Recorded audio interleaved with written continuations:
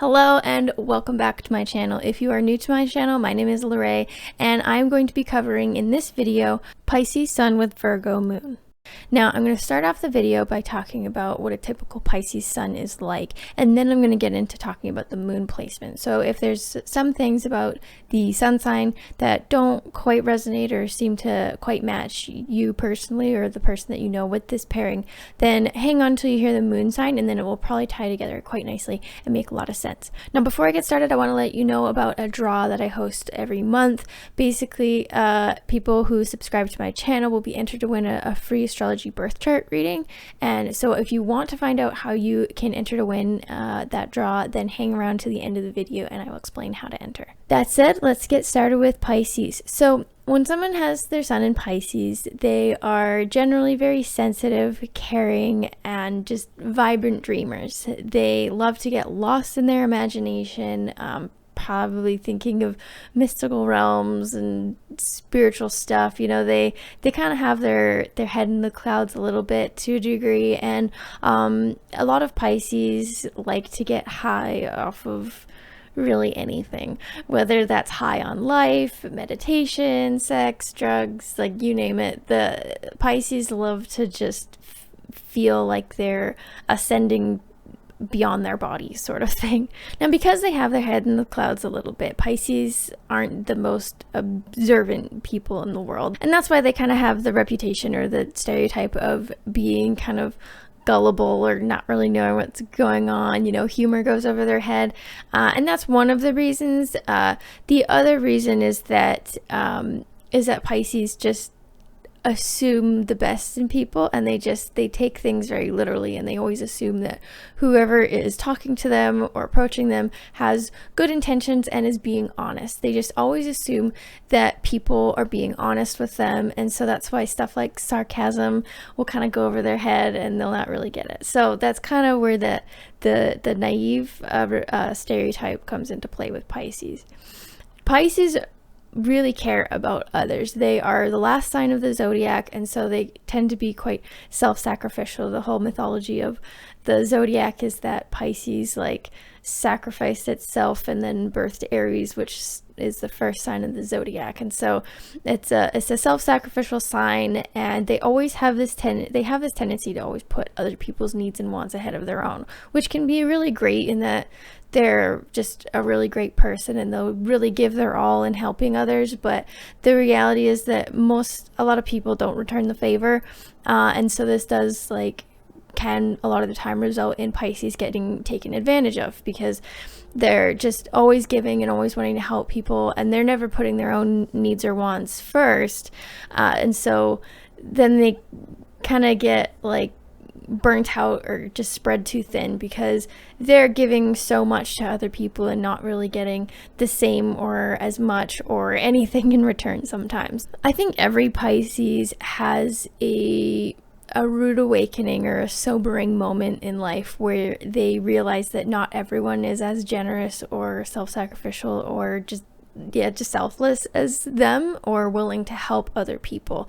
And so this can kind of lead to some Pisces becoming bitter or manipulative, or substance abuse is a common one with Pisces, and that's where the negative stereotypes that you may have heard about Pisces are that they're manipulative. And I find that this is usually the case because of them having been burned too many times. Not many Pisces, start out that way. Pisces don't start out being manipulative and abusing substances or what have you. They get there because their kind nature has been taken advantage of one too many times, and they then assume that everyone has bad intentions. That said, though, Pisces are just really loving, kind-hearted, generous people that aren't very observant and may seem like they kind of have one foot in another realm. I find Pisces has a hard time being present. They are always their mind is always kind of off, not where they currently are. They can be doing one thing and then thinking about this, then they can be doing that other thing and thinking about the other one. So they sometimes have a hard time, I think, being present in what they're in real life. You're having 2 feet planted firmly on earth. Pisces thinks that the world will just be a much better place if everyone just got along, right? They want everyone to get along, and they hate conflict. And so they're kind of like, the sign of Pisces is a fish, and so as soon as there's conflict, they're kind of like a slimy little fish. You can't catch them. And they have a tendency to see life and people, if they haven't been burned too many times, if they're like a healthy Pisces, they tend to kind of have a very rosy-eyed view of things, and kind of expect the best in people. Like I said, they're expecting people to have good intentions. They're expecting people to be completely honest with them, and that's not always the case. And Pisces will also be the kind of person that will, have people that just take advantage of them and are not very good people, but they keep thinking that, no, like I see that they're actually a good person underneath the surface, or like I know they have good in them. And sometimes like that's not really the case. Like I'm sure like all people are capable of good, but Pisces just hangs in and tries to like see the best of people, even if it's not necessarily there. And as a result, that's where they get taken advantage of, is because they don't want to ever think that someone is a lost cause. And so they will get burned and keep trying to and keep believing that, no, actually, like, this person is a good person, but for this and this reason they do it. Pisces are really good at justifying why people do what they do, and why people are not great sometimes. If Pisces knows someone or other people that do bad things or hurt other people or hurt that Pisces, then the Pisces is really good at justifying, like, oh, it's okay, they got left at the store when they were a kid and their dad didn't love them enough, so it's not really their fault. And so Pisces is really good at justifying other people's actions, even when they're like the brunt of those actions. And so basically the best course of action for Pisces is to learn to put their own wants and needs ahead of other people, and to start like developing boundaries. Boundaries is a huge one for Pisces that is difficult to learn, because they want to be one with everything and everyone, and they want to be part of this, this unity in this collective consciousness, and one with the earth and one with other people and everything, and they just want to be united and everything. And so it's difficult for them to learn boundaries, because they don't know where the other person ends and they begin.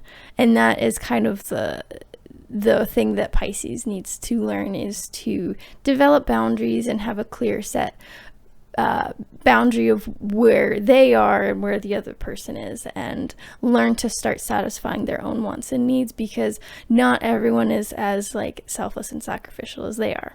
And that, even if people do have a reason for their actions, that they don't have to be the brunt of it. They don't have to stick around and hang around these people that treat them this way. They may have their reasons, but that does not mean that they themselves have to be the brunt or the punching bag or the doormat for this person.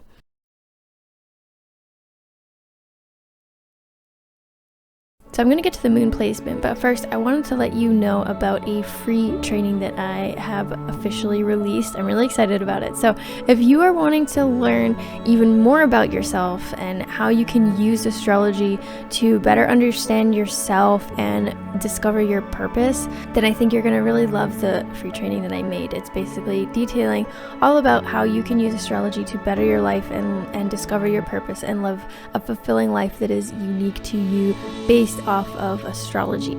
And if you watch the training, then you can book a call to learn even more about it and how it can help you further. And there's also a bunch of bonus resources that you can get access to completely for free. These will be great resources to help get you started and see if you're interested in my full program, 60 Days to a Life of Purpose. I'm really excited about this program that I created. I know it's going to help a lot of people, and I am now accepting students. So if you're interested, I'm running a special promo. So from now until March 27th, 2021, the first 5 students that enroll will get 50% off the price. So if that interests you, I will leave a link in the description. In the meantime, let's get back to today's moon sign. So now we get to Virgo Moon. So Virgo and Pisces are opposite, and so this can potentially be a polarizing pairing. but it could be helpful for Pisces. So I'm going to start off by talking what a typical Virgo moon is like, and then I will talk about how it potentially affects Pisces. So a typical Virgo moon is very practical, hardworking, detail-oriented, and analytical. They enjoy learning things when it has a practical approach into, and a practical application into their life and achieving some sort of goal. So they don't want to learn stuff just for the sake of learning it. They want it to help them get somewhere and help them achieve some sort of practical thing. They really like getting a job done, and a job done right, and they have really high standards and sometimes can be quite perfectionist, and so they hold themselves and sometimes other people as well to really high standards, and so they can have a hard time delegating or having other people do things. The Virgo moons can be a bit pessimistic, like I mentioned, perfectionists, and because of these high standards, they can be quite critical of themselves. If that goes on for too long, it kind of wears down on their self-confidence, and so then they can start taking it out on other people. And now I feel like this will be less so the case with this pairing, though, simply because Pisces is just a very forgiving placement, and so I feel like the standards that they have are less rigid than a typical Virgo moon. So this pairing is definitely more driven and definitely more organized than a typical Pisces, and it can be polarizing when it comes to standards because Virgo has really high standards, Pisces does not. So Virgo is definitely going to have higher standards of how people treat them and how the people they let into their life and what the people they associate with are capable of. So in a sense, this could actually be really balancing. If they're able to strike a balance, it could be like the saving grace for Pisces to a degree, in that they won't be, someone's punching bag, or they won't be, just hanging around with anyone or dating anyone or letting anyone hang around them and treat them horribly or take advantage of them, because you have the Virgo moon that has really high standards. So that could be a really great balance if they're able to work that out, and will be there to really help Pisces have better standards. The Virgo moon will also be helpful for Pisces when it comes to being more organized and detail oriented and being a little more grounded in reality. And Pisces will have these big dreams, but then the Virgo moon will really help them kind of figure out a way where they can achieve those goals in a really detail oriented, organized, practical way. And so that will be really helpful for Pisces. So that is all I have planned for today's video. As promised, if you want to know how to enter into a draw and potentially win a free birth chart reading from myself for this month, all you have to do is subscribe to my channel and then comment below letting me know that you have done so, and then give me some sort of topic or some astrology thing that you would like to learn.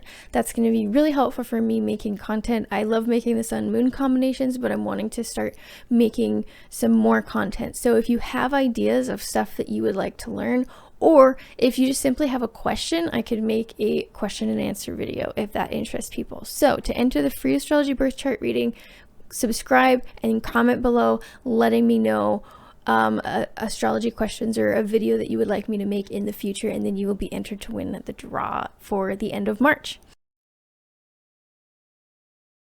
That is all for now. Thank you so much for watching. Take care.